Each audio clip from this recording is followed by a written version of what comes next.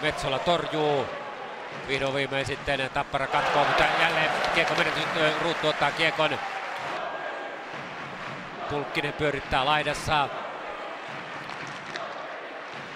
Sitten kiekko maali taakse aivan vapaasti. Siinä pääsee ampumaan. Jokeri hyökkää, mutta hyvin pakkiparinaan näin. Hyvin hyökkäykseen Filppula 2-1 ja Filppula ajaa. Ampuu maalin! Komea maali! Valtteri Filppula näyttää tuossa osaamistaan. Hujaa siinä koko Tappara puolustuksen. Ja 4.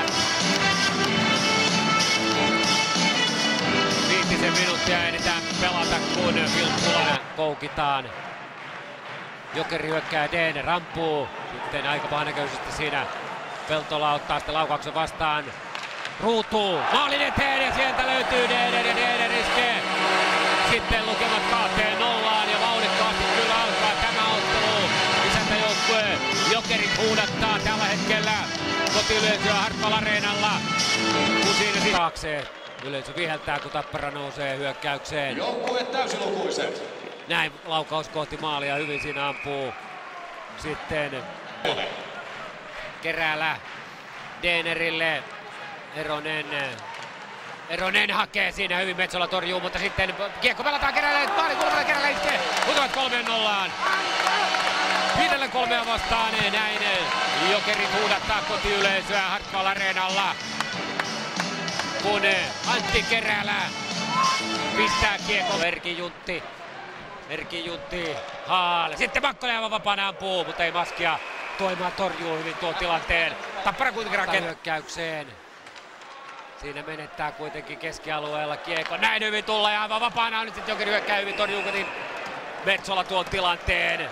Filppula jälleen pahan teossa. Näin Jokerit jälleen hyökkäykseen. Saipa IFK nyt Daniel Färholm iskenyt 0-1, kun nyt sitten vaarallinen tilanne jälleen Tappara maalla. Metsola kuitenkin selvittää tuon Janne Lahden viime kauden maali. Kovanen Platil. Ja nyt ampuu sitten kiekon Jokeri maaliin. Tuosta tilanteesta Makkonen. Ja hieman tilanne tulee päin. Jokeri maalia ohi kuitenkin tuo laukaus sitten laidasta tullaan ja nyt pääsee Tomi Mäki aivan vapaasti maalin kanssa. Ja riuttaa kiekon maaliin, iskee alivoimalla. Jokerit 4-1 johtoon. Tappara maalivahti nuo Metsolan haarojen välistä ja sekö sitten riemastuttaa Jokereiden fanikatsominen koko Hartwall Areenan yleisön. Kun Jokerit iskee alivoimalla 1-10 vielä tuota. Tää Pekkala nopeaan. Pekkala hakee rystyltä sitten siitä joukkuetoveriaan. Ja Pekkala maalin edessä nyt makana Tuoimaa maassa, mutta Tuoimaa pystyy tuon tilanteen torjumaan. Hyvän tilanteen pystyy siinä sitten tuo Tappara 4 lähde. Alkaa olla selvää kauraa tämä ottelu. Kun Jokerit tulee vauhdikkaasti ja kiekko pelataan yllättäen maaliin. Näin Haalko siellä on. Sitten tilanne tuli todella nopeasti. Vaarattoman näköinen tilanne, joka sitten päättyy maaliin. Riku Haal iskee. Niemi ampuu ohi maalin. Lindbergin kiekkoon. Taistelee kiekon siitä omille ja siitä pääsee hyvin vielä iskemään sitten Riku Haal ja kiekko pelataan loppujen lopuksi Jani Ridan toimesta maaliin.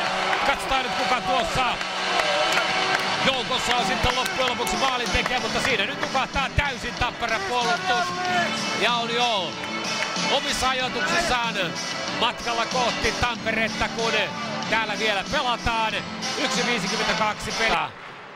Viimeiset sekunnit kuluvat. Näin ampuu vielä Antti Ussi Niemi kiekko perään. Sitten Janne Lahti.